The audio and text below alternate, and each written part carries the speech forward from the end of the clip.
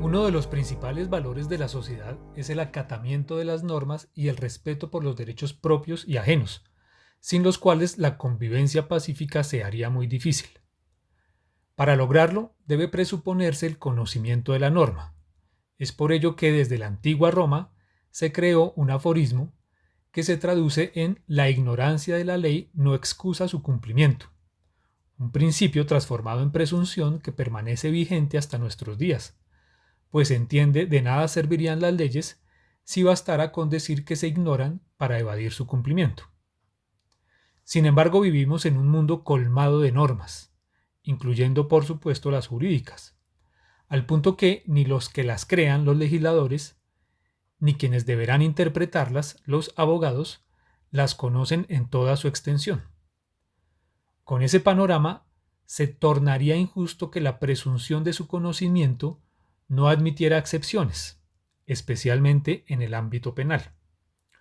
A esa excepción del conocimiento de la norma se le conoce en derecho penal como error de prohibición, e implica que, en ciertos contextos, se acepte que a alguien que incurrió en una conducta típica no se le condene porque ignoraba la prohibición. Ahora bien, no se trata de que la persona simplemente afirme que desconocía la norma para que logre una exclusión de su culpabilidad. La tarea del juez, al valorar un alegato de error de prohibición, consistirá en analizar un contexto que tenga en cuenta las condiciones particulares del autor. ¿Qué educación tenía? ¿Cuál era su experiencia de vida? ¿Cuál era su trato social? ¿Cómo se relacionaba y comunicaba con los demás? En fin, todo lo concerniente a vislumbrar qué tan motivado estaba el autor para conocer y acatar el sistema normativo. Como sucede con el error de tipo, que vimos en otro video, el error de prohibición también puede ser invencible si el agente, actuando con debida diligencia, hubiera cometido el error de todas maneras, o vencible si, actuando con prudencia, hubiera evitado el error. En el primer caso, el agente sería excluido de culpabilidad porque prácticamente cualquiera hubiera cometido el mismo error. En el segundo caso, en cambio, el agente sí tendría una sanción, pero atenuada. En Colombia, por ejemplo, la pena se rebaja a la mitad. Naturalmente, el error de prohibición no reconocería los denominados errores burdos o protuberantes, que implicarían una inadmisible ceguera jurídica. Un ejemplo de esto sería la tortura de un hombre a su esposa, pues casos así desbordarían el ámbito excepcional de la figura. Así que, para dar claridad, veamos un par de casos de la vida real.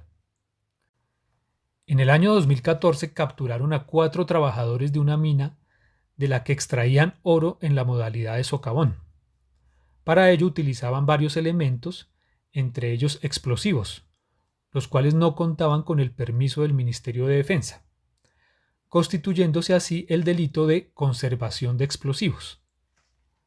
La mina además carecía de licencia ambiental y de autorización de explotación minera.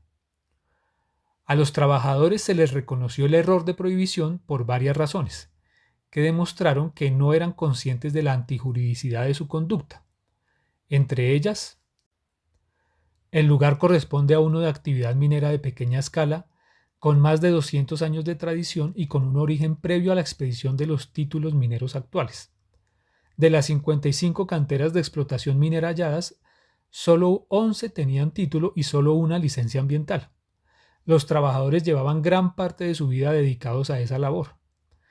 Tal actividad ancestral les hizo pensar que la utilización de explosivos adquiridos de manera irregular les estaba permitida. Sin embargo, consideró la Corte que el error era vencible, especialmente considerando que se trataba de instrumentos de carácter bélico conservados en un país que se halla en medio de un conflicto armado desde hace más de 50 años. Por lo anterior, la Corte casó el fallo de condena, reconoció el error de prohibición y redujo la pena a la mitad. El segundo caso, más reciente y no exento de polémica, gira en torno a un delito sexual.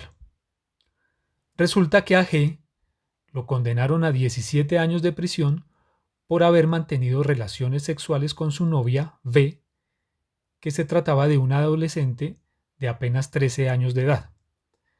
En Colombia esa conducta constituye el delito de acceso carnal abusivo con menor de 14 años. Sin embargo, la Corte Suprema hizo un análisis diverso a los jueces que le precedieron y destacó que durante el proceso la menor identificó al procesado como su esposo, quien siempre la había tratado bien, con respeto, y con el que vivía desde hacía 4 años porque tenían un hijo.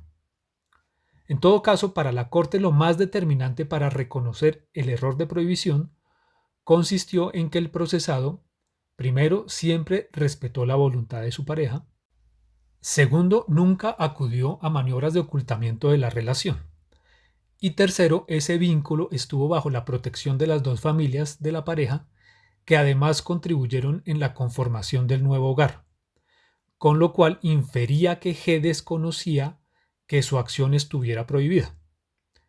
En definitiva, la Corte estimó que el procesado actuaba bajo la convicción invencible de estar observando el comportamiento correcto, de manera que lo absolvió del delito endilgado.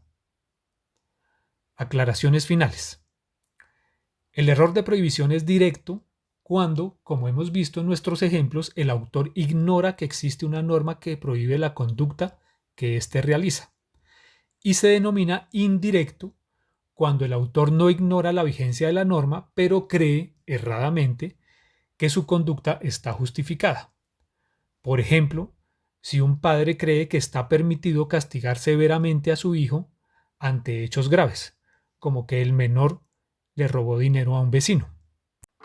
Si, en cambio, el agente se representa equivocadamente la realidad, creyendo estar incurso en una causal de justificación que sí está arreglada, se estaría en presencia de una justificante putativa, que algunos autores consideran otra clase de error de prohibición, pero nosotros consideramos error de tipo, pues en realidad el yerro atañe a una realidad fáctica.